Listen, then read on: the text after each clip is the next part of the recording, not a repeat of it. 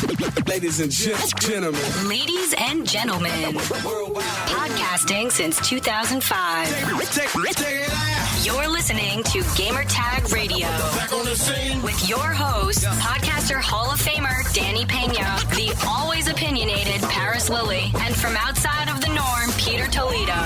This is Gamertag Radio. Here we go.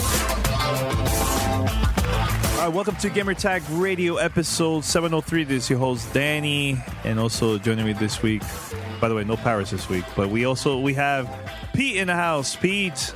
Woo, woo. What up, man?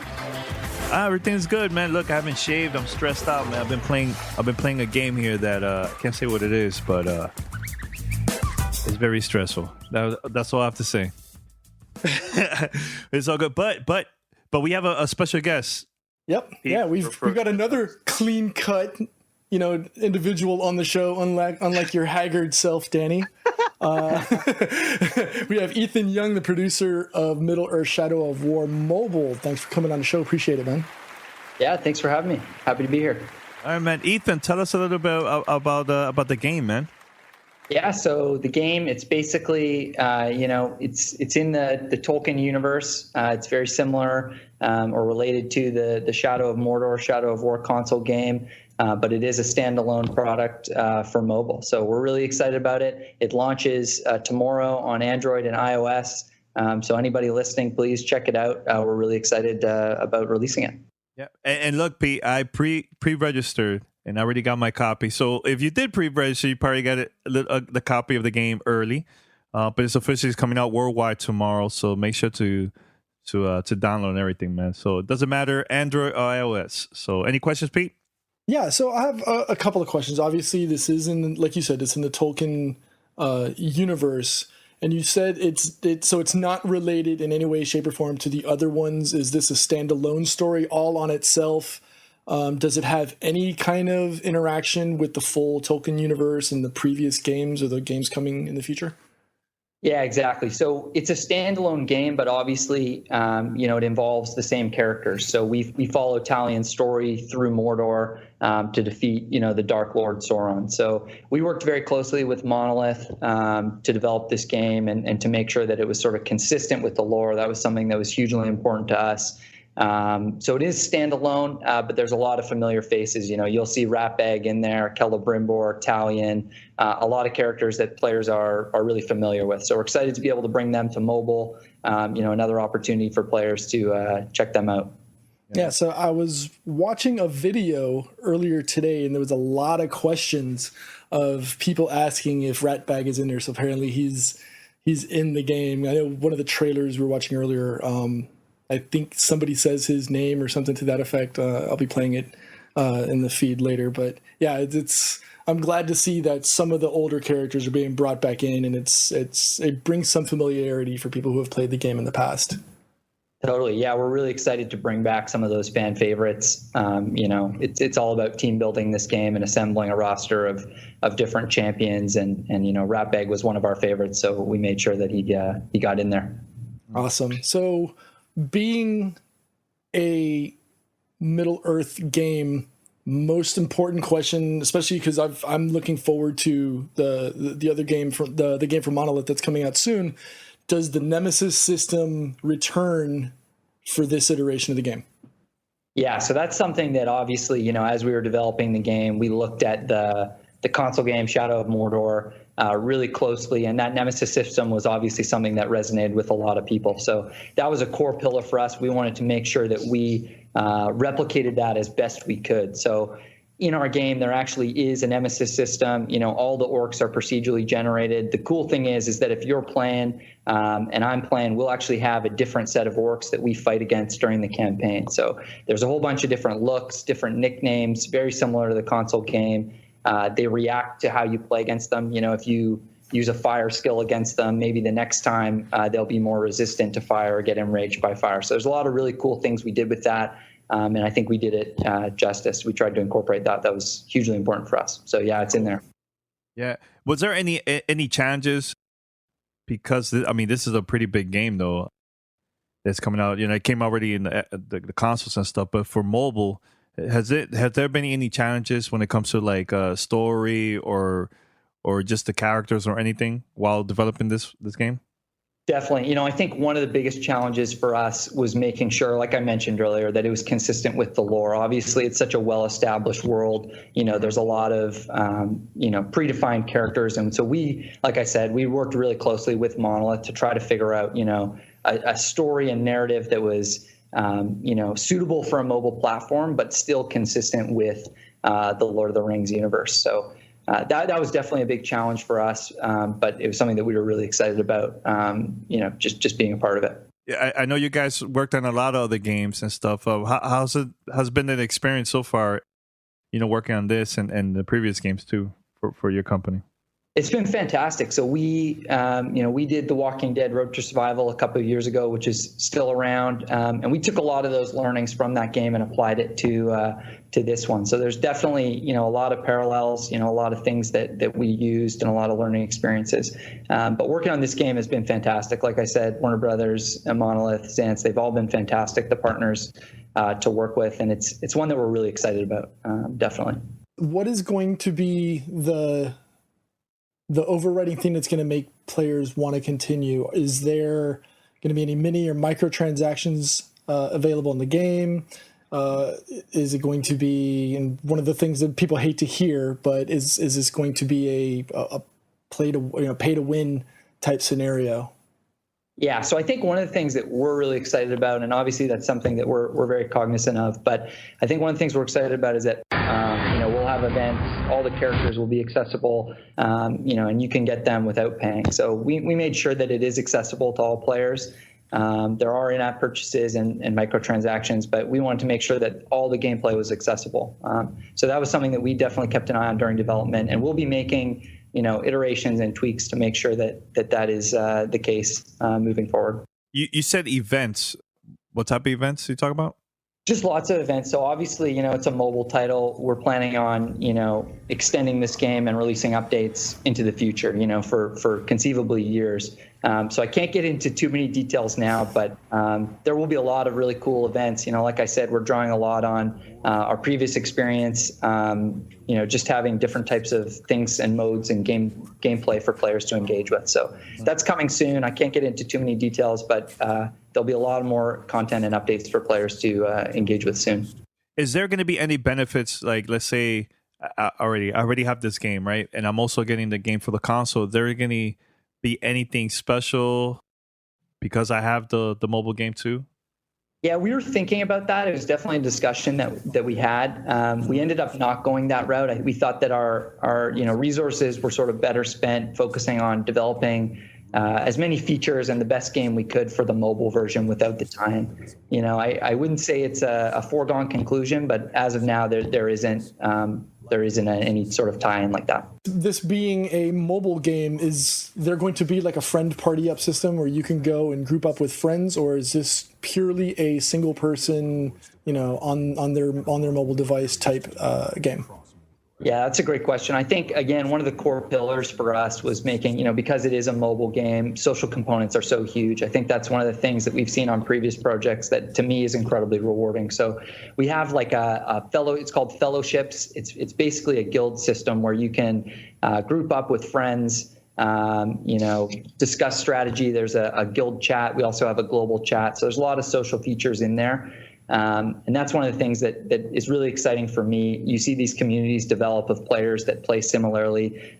It's sort of, it's very tailored towards mobile. So we're going to be continuously adding more features, more stuff for them to do, specifically in a guild context where they can play with friends. So that's actually a huge component for us, and something that we're really excited about. Yeah, there you go, Pete. We'll talk some more, Pete. You and me. Behind the scenes, right? I'll be down. I had an amazing time playing the full retail when we were at PAX just a couple of weeks ago, and I've always been a big fan of the Tolkien universe. I mean, from the books early on, from when I was a kid, obviously, the gray hair shows that I read those things with paper, and obviously the movies and then the games and everything. How big is the community for something like this on the mobile side? Obviously, we know, there's always the community talk on the larger consoles or on the PC side. How big is the community for the mobile side, and how tapped into that are you? Like, is there a forum or online place where people can go and talk and drop feedback, what have you, whether it be with the devs or moderators, etc.? Yeah, totally. So I think that, previously we've been in soft launch, the community hasn't been that big. But one of the really cool things is that, we expect this game to be pretty big. I think that mobile is such an accessible platform that we really reach a lot of people, even beyond the console game. So there's a huge opportunity for us there, and something that we're really excited about. There is a forum. So we actually, listened to a lot of feedback throughout beta. We got a ton of feedback from players. I know all the team here, the developers, are reading that and taking a look and trying to incorporate that into the game. If you Google it, you can check out on the Warner Brothers website. They have links to the forum. So that's where I would go to check it out. And yeah, feel free to drop feedback. Like I said, we read through it. We take that seriously, and it's something that is really rewarding for us to see the feedback coming in. Yeah, I mean, the mobile community is pretty big, man, when it comes to like gaming and stuff. So more than PC, more than consoles, because everybody has a cell phone, right? Everybody has a smartphone. I mean, yeah. So I think it's gonna be cool, man. I played a lot of the not more like RTS games, but more like puzzles games and stuff like that. But something like this, like I played the Walking Dead game too in the past too. I think a lot of people are probably gonna get into that stuff, man. When they're away from home, they don't have a Nintendo Switch, right?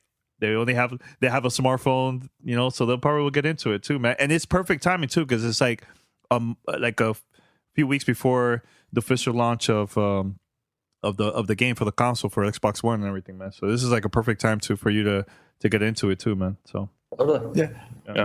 What were there any other games or game types that led you down the path to design Shadow of War, the mobile version?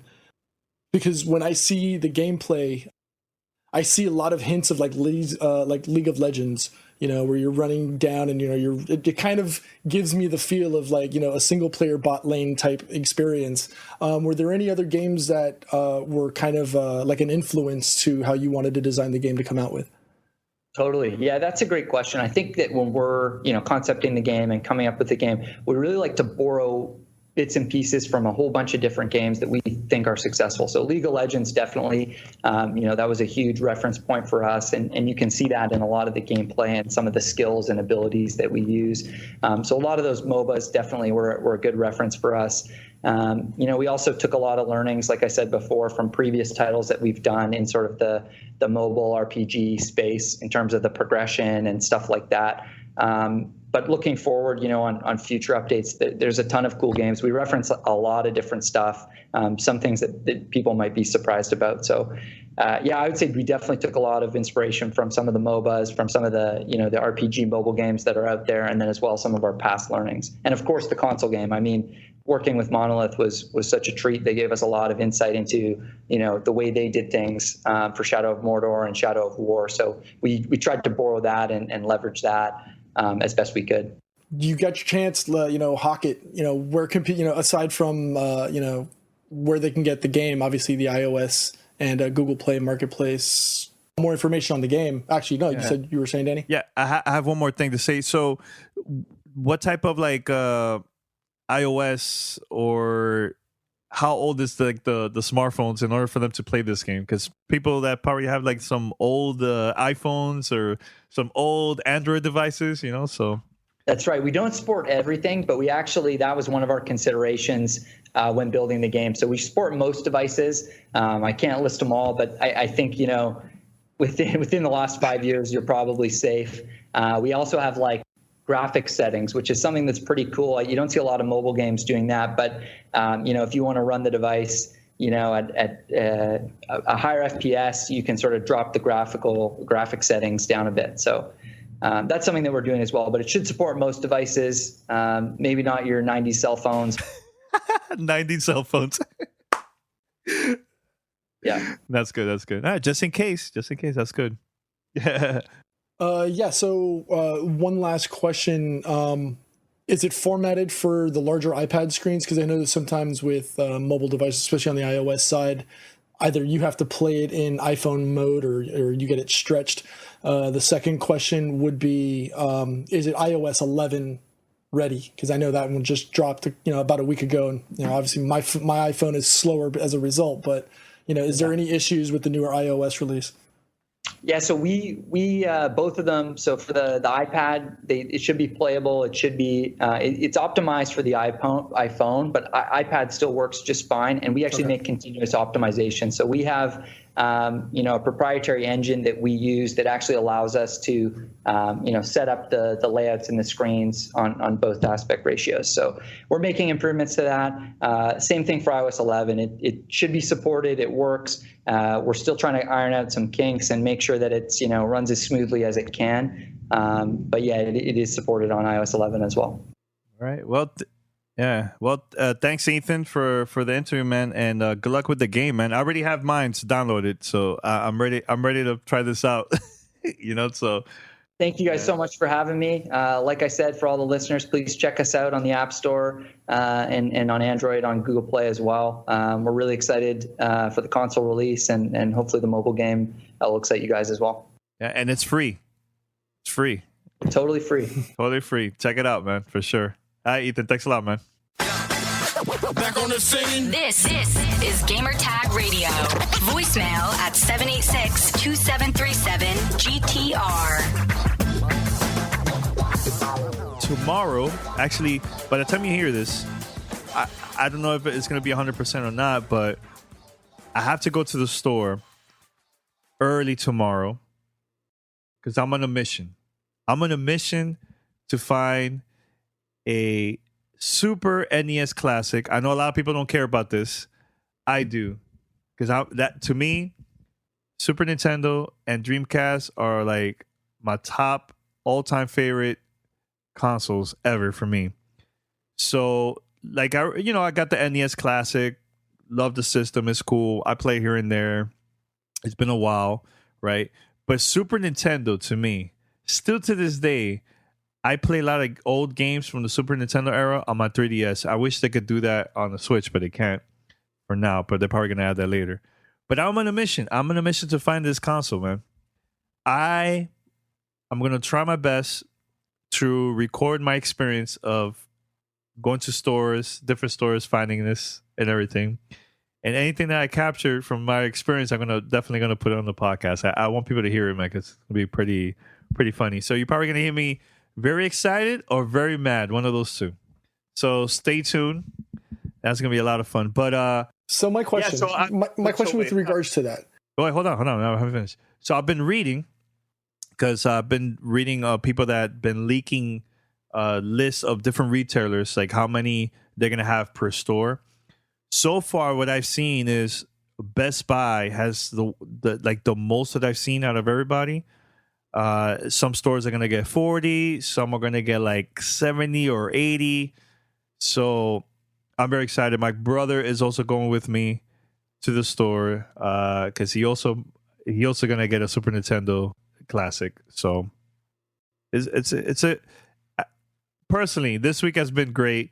It's Forza 7, Cuphead, and Super NES Classic. And then October, a bunch of freaking other games is coming out. So it's going to be a good time, man, to be a gamer, man, So, but yeah, I just want to say that very quick. My question is, how confident are you that you're going to end up going home sometime tomorrow, whether it's 10 a.m., 10 p.m.? How confident are you that you think you're going to go home with a Super NES Classic? I'm not gonna lie. I'm a little bit nervous. Like the NES Classic was a little bit challenging. And I think I mentioned the story to you? What happened to me when I went to the store? I think I mentioned it on the podcast. I can't remember exactly. So, say the story for those who don't know it. All right. So, it was on a Thursday night. I decided to go to Walmart. And I was like, all right, let me just go. So I went there. I got there like around 10:30 or so, 10:40. So there was people in line. I thought, man, nobody's going to be over there at Walmart. I just showed up. Dude, there was 50, I think it was like 15 people. right? So I was like number 16. So I'm there waiting and stuff. So the cashier, right before midnight, she was like, I have an announcement to make. We only have 15 copies of the NES Classic. And dude, I was there sweating like, oh man, this is not good, man. This is not good. You know what? I'm going to stay. More people start showing up. I think there was like maybe 30 to 35 people in line at Walmart, right? This was super late. So I decided to stay. I said to myself, maybe somebody, their credit card get declined. Maybe somebody just leave. They forgot their wallet. Something's going to happen. Let me just stay. You never know. So people have been buying their console. So far, everybody been going smooth. They paid, no problem. Yo, when it was like number 14, Pete, I was sweating, man. Sweating. I was like, that's it. This is the end. I'm not going to make it, man. I'm not going to buy the console. And from far away, I got to see somebody from Walmart running with a big box. And they said, hey, we have more. We have more. They opened it, was like 15 more. I was like, yes. So I got lucky and I got my NES Classic. But imagine me leaving when they said at the beginning we only had a certain amount. Dude, I would have left and I would have come home empty-handed, man. So that's good that I stayed, man. Oh, there you go. Pete has the image and everything of the souvenir. I like that. So yeah, I'm excited. I'm ready. It's gonna be a great challenge for me, man. But I'm excited. I'm confident I'm gonna get one. I gotta stay positive. There you go, just in case. But look, I'm excited because honestly, I want to play Star Fox 2. I know a lot of people probably played it, the bootleg version online.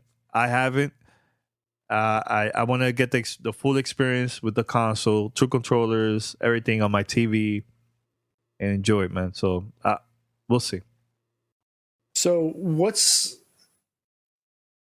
aside from Star Fox 2? Because I mean, obviously that's the one thing that everybody, pretty much in the United States didn't even get a chance to play. No, it never got released. Period. It never got released. Period. Yeah, it never got released because this was the time when the Nintendo 64 was coming out. Nintendo decided to just stick with let's work on the next console. Let's work on the next Star Fox. The game was already done, but it never got released, and it was just bad timing. So they put it on the shelf, and over there in Nintendo, they never released it. So, but actually, the main developer that worked on that game, he's always posting on Twitter. He was even surprised that Nintendo decided to release this for the Super NES Classic. So, yeah, crazy. He was very surprised. Yeah. So aside from that, and I know Paris on the last show was talking about Legend of Zelda: Link to the Past being on there. Yeah. Secret of Mana, I know that's one that's near and dear to your heart. Yes, that's one of my favorites. Yeah, we talked about that just prior to PAX. Is there any other game on that list of games, that list of titles for the classic that you're looking forward to revisiting? Donkey Kong Country. It reminds me a lot when I used to live in the Dominican Republic. That's when the time where I had my little business, my store where people will go and actually pay. I was young. I was like I was like in my teens. I can't remember exactly how old, but people were going to my store and they would actually pay me for them to play all my Super Nintendo games. So Donkey Kong Country was a game that just came out at that time, and it was cool. It was a very cool experience. It was that game. It was Street Fighter. Another game too I'm very excited to play again. I haven't played in a long time. Is F-Zero. I'm a huge fan of that. What else? Super Punch Out. They have Mario Kart in there. Super Mario World. And at the same time too, like I want to play these games too with my family. Like especially with my niece, my fiance, my nephews and nieces. They wanna play this too, man. It's like, to me, it's like a way for them to learn the history about that, man. Like, the other day, Pete, I was on Twitter, right? And somebody posted a video of this young little girl. I think she's maybe like 3 years old.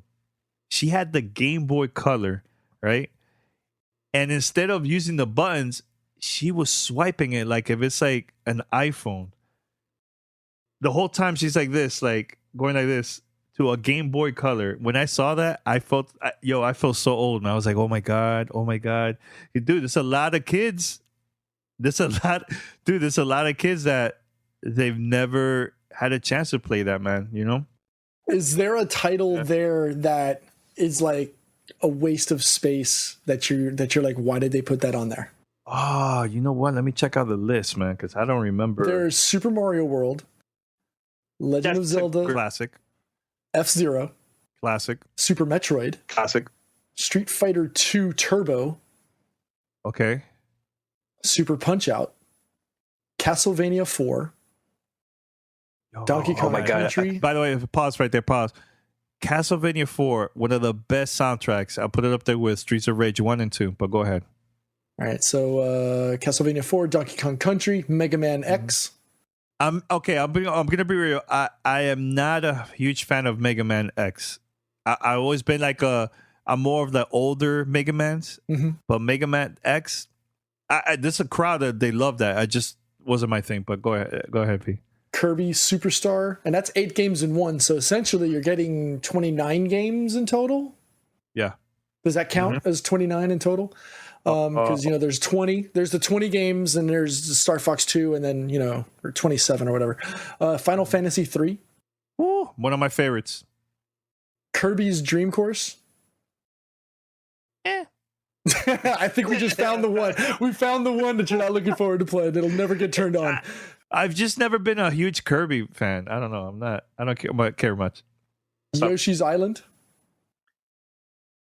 I don't remember playing that, but I don't hate the game. But I'll try it. I'll try it out again. Super Mario RPG Legend of the Seven Stars. Classic. For those that don't know, I don't think I've ever played that. I've never played that. I definitely have to mention this. For those that don't know, Final Fantasy was huge in Japan during that time, right? But every time it would come out to here in the States, it was like it will sell, but it wasn't like in Japan. So Final Fantasy 2 came out here, huge in Japan here. It was like, it was okay. Then Final Fantasy 3 came out, which is Final Fantasy 6, I believe, in Japan. That came out in Japan. It was huge. Came out in the States.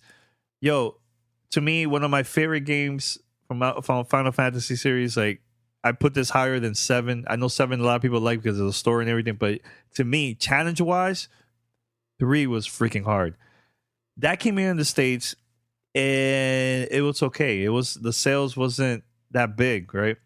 So Nintendo and Square got together to release Super Mario RPG, and the reason why they did that was because Nintendo wanted to do something different. Square wanted to get more attention over here, the States, and it helped. And that game sold more than Final Fantasy 3 here in the States. That game right there, Mario RPG. Sorry, I'm a huge history buff when it comes to when it comes to like Super Nintendo stuff. Yeah, but go ahead. 4 more games. Contra 3. Classic. Now here's a history about this one. Contra, if you play it on easy, you will not see the real boss. You have to have it the hardest difficulty to see the real boss in that game. Yes. All right. Secret of Mana. Obviously, we've already covered that. We know classic. You love that. Yes. That's the one that you could play. All right. So when this game came out for the Super Nintendo, you had to Secret of Mana. I know it's you could play 3 players. You had to get an adapter for the Super Nintendo in order for you to play multiplayer, like local multiplayer. So I finished this game with my brother, 2 players for this Secret of Mana. Go ahead. Next one. Earthbound. Okay, Earthbound. I was not a huge fan of this. So I mean, it's cool. That's all I can say. Yeah, I re-downloaded it for the Wii U. I played for a little bit, stopped playing it after a while. I was like, eh. But yeah, go ahead. Pete, next one. And the last one, Yes. even put it up on the screen for you. Super Ghouls and Ghosts. Tough game. I like it. That's a great Capcom game, man. That game was really, really hard. Tough game. So yeah, I mean, there's games for everyone. There's a fighting game, there's platformer, there's RPGs. I think it's a great console, a great device to have, man. And the conversation I was telling Paris the last episode is that there's people still to this day that don't have a Nintendo Switch.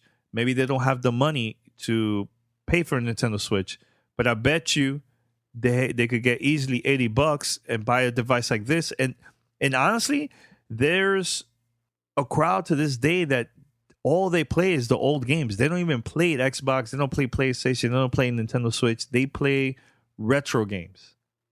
So this is, I'm like a huge fan of Super Nintendo. This is for me, man. And there's people like me out there too, man, you know?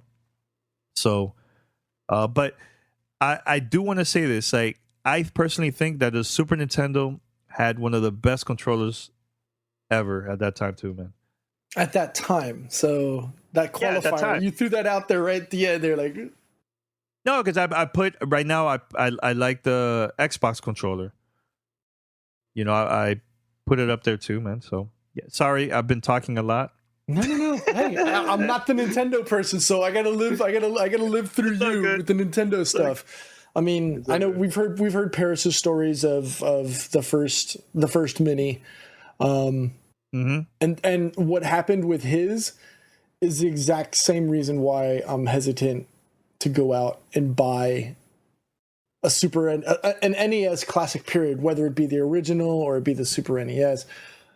I'm afraid of spending, what is it, $80, $90, $100? It's $80. Going through the rigmarole of running from store to store. I'm the type of person that if I can't get it the first shot, I'm never going to buy it, right? But my concern is going and trying to get it, and even if I get it, it's going to end up being the Ouya of 2017, because I'm going to play it maybe for a week or two, maybe 3 weeks max if I could fit it in between all my PUBG games. And then it sits in a box, kind of like the one to my right, which if I were to show you, I think I've shown you pictures of all the stuff that's in there, you know, PlayStation 1, PlayStation, the Jaguar controls. I've got a Neo Geo. Actually, my daughter has hijacked that from me. Wow. It's a little mini Neo Geo. Wait, are you talking about the Neo Geo or the handheld one that they had? It's hold on. Is it a console or the handheld? No, it's the handheld. It's the Neo Geo. Yeah, I had that one. The Neo Geo Pocket or something like that? Yeah. Pocket. Yep, I had that one too. That came out early 2000s. Was it early 2000s, late 90s? Around there. So, yeah, I can't remember. It was so long ago. But yeah, I mean, I'll tell you this. I play a lot of old school games. I play a lot. I even streamed old school games here on our Twitch channel. You know, Streets of Rage and everything. Yeah. And the thing is that I like is the soundtrack and how much fun I've been having too, like playing all those different type of games. So that's why I play it, man. It reminded me a lot when I was young at that time and everything, you know. You had hair. I had hair, of course, yeah. Send us your feedback or questions. Give us a call at 786-273-7GTR. Email us at fanmail@gamertagradio.com or leave a message on speakpipe.com/gamertagradio. All right, so like Danny, myself, Paris, we're huge football fans. I know Danny's a fan of the Dolphins. Paris is a fan of the Buccaneers. I'm a Denver Broncos fan. There's actually a really good game coming up Sunday afternoon. It's going to be the Raiders versus Broncos, AFC West matchup. You know, both 2-1, both coming off of a loss. What's the best way to watch it? CBS All Access. Game on. Don't miss a second of NFL on CBS.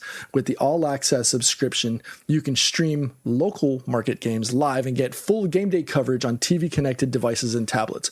So what's it TV connected device or a tablet, Apple TV, Android, iPads, Roku's, Google Chromecast, PlayStation 4, Xbox, Windows 10, and Amazon Fire TV all have the capability to use CBS All Access and stream your favorite games from the comfort of your home or even on the go. Watch them on your mobile device while you're sitting in the car, train station, bus station, waiting for dinner or getting ready to take off on a flight or something like that. And this includes Thursday night football games because they're featured on CBS.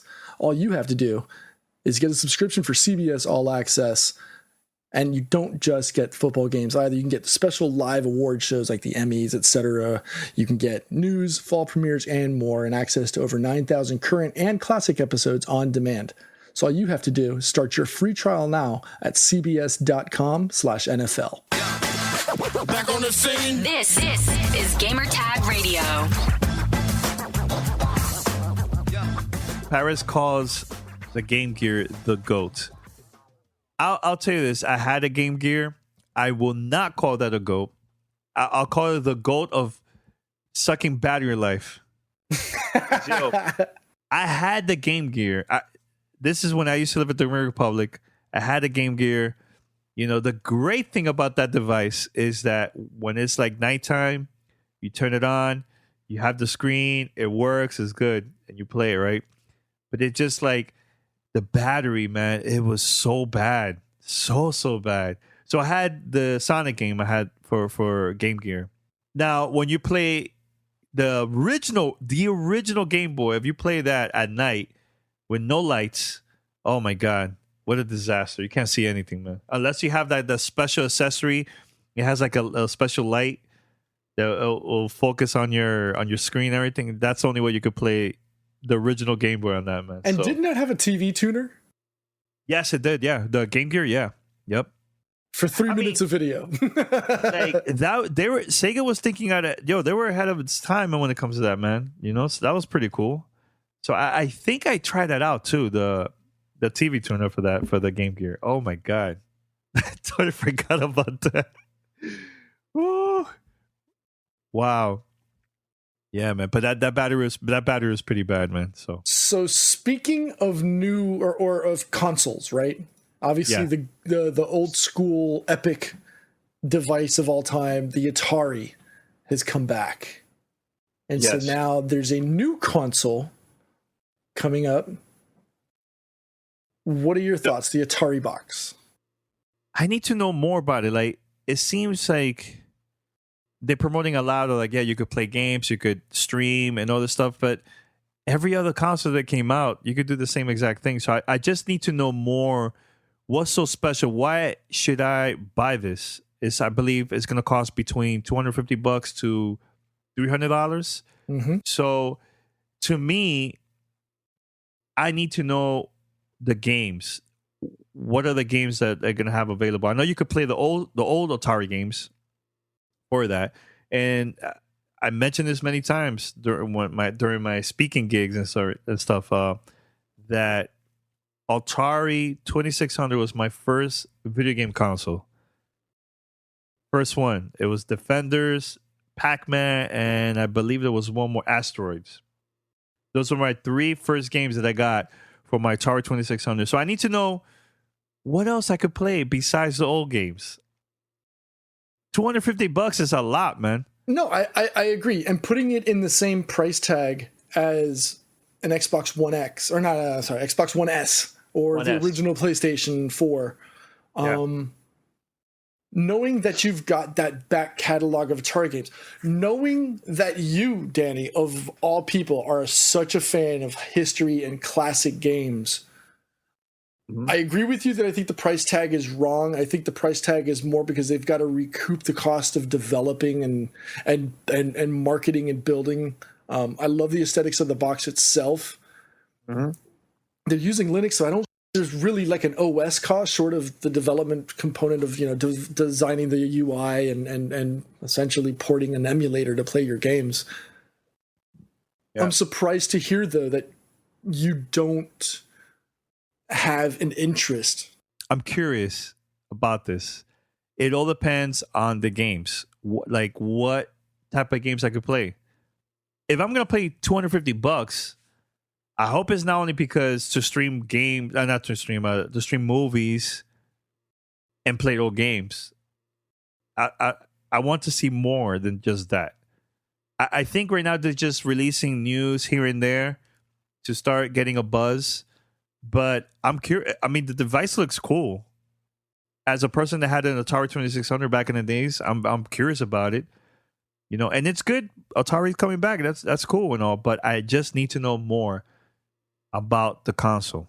And it's not just the old back catalog of Atari games. You're supposed to be able to play some of the newer games now. I'm pretty certain I could probably bet one of those high-priced comic books back there that it's not going to play The Witcher 3, right? But I could see newer mid-tier, mid-performance tier type games being played on it. Things that you could probably play on Steam Linux boxes, right? So I had a Steam machine. But. Right, but like the Linux version of Steam, where you're not going to get the full component or the full catalog of Steam library availability titles, but you know, maybe like a Sleeping Dogs or maybe you know, things that aren't as, you know, extremely taxing on whether it be the GPU or the CPU of current games. Like you're not going to see Shadow of Mordor, you know, on there. Like maybe you see Shadow of War Mobile on there. But it's curious. Like you said, it's got you thinking, like, what are they going to have? What could they have on there? Like, yeah, there's some titles like, you know, Pitfall, things like that I would love to revisit. But it's that novelty niche product similar to the Nintendo Classic and NES Classic that has me hesitant to go out and throw cash at it, right? Like I said, I'm working on a couple of things for the podcast. And I'm curious about the controller. Are they going to give you the stick? No, I really doubt that's going to happen. Maybe this could be like a little Steam machine console. I mean, I don't know. Maybe I'll play some indie games. Like, we don't know. I just need to get more information from Atari. You know, we're going to play the review of Cuphead on this episode. And we'll be right back after this. You're listening to Gamertag Radio.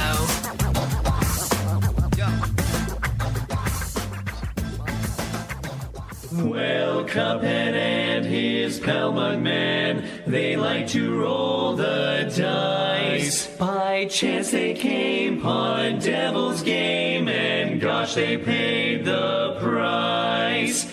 Paid the price. And now they're fighting for their lives on a mission fraught with dread. And if they proceed but don't succeed, well, the devil will take their heads. Don't deal with the devil. That's what happens with the brothers Cuphead and Mugman. They got into some deep-ish, and now they got to fix it. From the highly anticipated title from the studio MDHR, there's Cuphead for the Xbox One and also PC. For those that don't know, this, like, if you got to see the videos, it's like inspired by cartoons from the 1930s. This is a classic run-gun game. You know, if you're a fan of like those old school games from back in the 90s and stuff. And also, even in the 1980s for Nintendo, Sega Genesis, this is it. This is one of the games that is going to bring back a lot of memories. But not only the type of game it is, but also the visuals. Like I said, cartoons from the 1930s, the music from the 1930s. It is amazing. But at the same time, a very, very, very challenging game. You could play one player, you could play two players. I've been playing now one player for, man, the past 48 hours, nonstop. When I say nonstop, sweating. My face looks crazy because I've been stressed out. I've been cursing because certain levels is really, really tough, but you have to keep on going. You can't give up. But if you play two players, it's a lot easier. The game is still difficult. But But it's a lot easier because if your partner dies, you can revive him. If both of the players dies, then you have to start again, either the boss or levels. I don't want to say much about the story because I want you to play this and be surprised. But when you listen to the title right at the beginning of the game, the song, when they show the name of the game, Cuphead and everything, you see the characters. Right before you press any button, listen to the lyrics of the song. Listen carefully because it has to do a lot with the story. So make sure to do that right before you play. Here's a real high-class bout. And begin!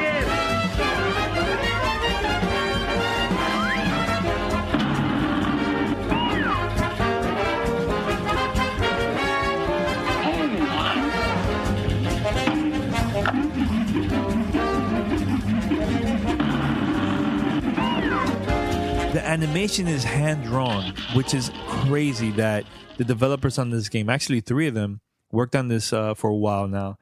And all the characters, watercolor, everything is hand-drawn. Insane. It looks amazing. It looks like I'm watching a cartoon on TV.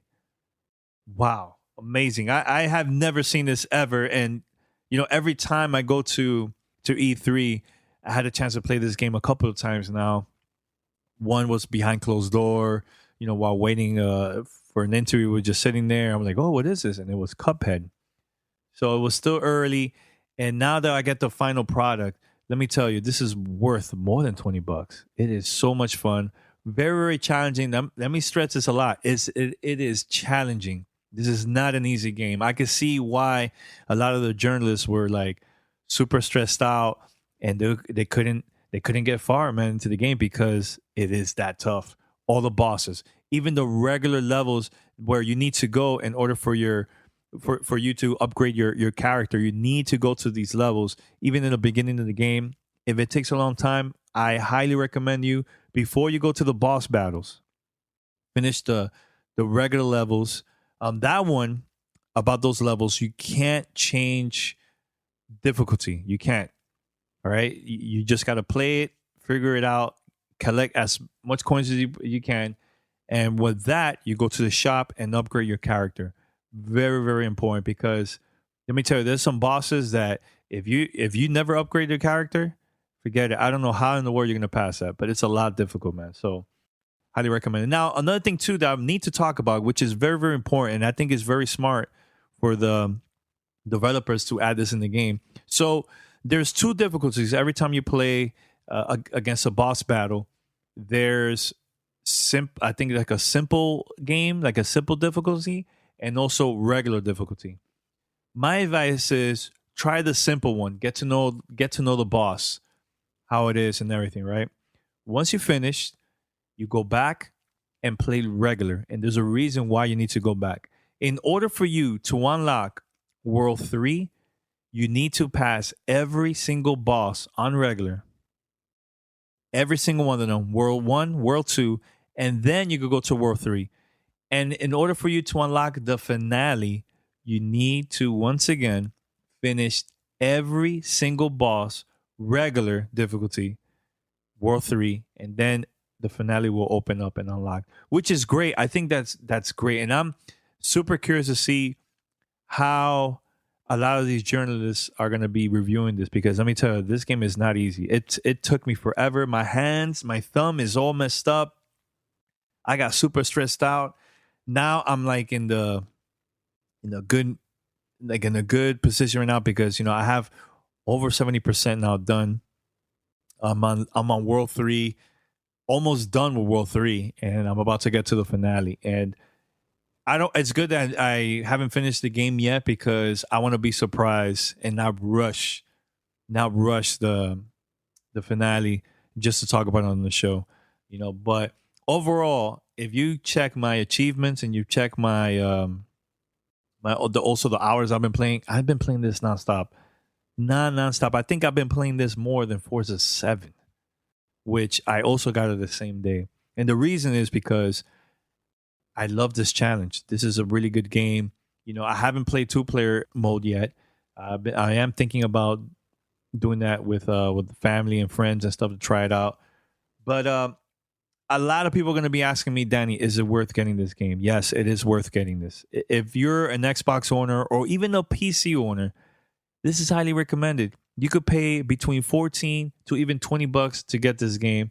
And it's great for us gamers to support these type of games, especially in the indie scene, because they're the ones that's taking a lot of risk, a lot of risk that a lot of the big publishers, the big companies are not doing that at all, man. So I highly recommend it for you to definitely support this game big time. I love Cuphead. One of my favorite games so far that I played, indie-wise especially. One of my favorite games, period, for this year. I'll put it up there with Mario Rabbids. I put it there with Zelda. A lot of those, man. So shout out to the studio, the developers that worked on this, man. I know they've been working on this for a very long time. That's for the studio over there, MDHR. Shout out to them. And also thanks to Microsoft for sending me this code. But let me tell you, like I said, guys, play this game, download it, PC, Xbox, highly recommended. Must have. Let's go. Send us your feedback or questions. Give us a call at 786-273-7GTR. Email us at fanmail@gamertagradio.com or leave a message on speakpipe.com/gamertagradio. So, Pete, I know you haven't played this yet. I know you haven't played it, but I'm very curious to see what you have to say about Forza 7, and we're going to talk about it in the next episode about that. But is this your first Forza game or no? No, it's not my first Forza. I won't lie; it'll probably be the first time I've purchased Forza. Since the original Xbox. Oh, the original Xbox? Nice. Okay. Oh, this is the early days. I remember buying the original the Forza on the original Xbox and Project Gotham Racing. Okay. And realizing even then that I liked Project Gotham Racing more than I liked Forza, because I'm not a sim racer fan. Actually, no lies. I have Horizon on the Xbox One. Horizon and the regular Forza, two totally different games. And the reason why I liked Horizon is because it's the arcadey racer, and I'm the arcadey racer guy. I prefer the Midnight Clubs, the Blur, and things like that. Crew 2. Oh my God, Blur, man. Blur still. Blur. That pisses me off to no end that studio closed. I'm wondering what. I know this is like a random discussion right here about Blur. Completely derailed the show. Yeah, but I really want to know, like, why that game failed. That game was so much fun. Dude, remember the game nights we used to have with the community and race and getting mad? Amazing. Yes. Mandy, David, dude, everybody from the GTR community playing with us too, man. Dude, they gave us 100 codes for the beta, and we gave all the 100 codes. Everybody, let's get together and let's play. It was a lot of fun, man. Bizarre Creations, yo, they were one of my favorite developers, man. Agreed. Even when they worked on Project Gotham Racing, they've been on our show too in the past, many times, to promote all their Project Gotham games and stuff, man. So, damn, man, Blur was a lot of fun, man. Yep, amazing game, man. Yeah, definitely. Wow, Pete, I totally forgot about that game. So yeah, anything else, Pete, before we wrap it up? No, I think we're good. It was one of those shows that we didn't come in with a lot of planning, but no, it is cool. But sometimes it's good to have a conversation like this, man. We talked a lot about Super Nintendo Classic, right? We talked about, you and I have said this in the past, that the shows that we do that aren't planned out, like we don't have a set defined schedule of what we want to discuss, usually comes out to be the more lighthearted and more fun ones, right? Because we're talking about games that we enjoy or consoles that we enjoy, and we don't meddle with the with the negativity. So yeah, okay. I dug it. I think it was a really good show this week. I liked it. Yeah, definitely. All right, so head over to gamertagradio.com or play.it/gamertag. Listen to our past episodes. You can also find us in many different podcast directories like iTunes, Spotify, TuneIn Radio, Stitcher, and other places too. You can find us and subscribe, review us, share with your friends, all that good stuff. Also, watch us live on Twitch Sundays, 9:30 a.m. Eastern Standard Time, or Wednesday nights, 9:30 p.m. Eastern Standard Time. And that's it for now. The next time we're out. Peace. Thanks for listening to Gamertag Radio. Be sure to like us on Facebook and follow us on Twitter.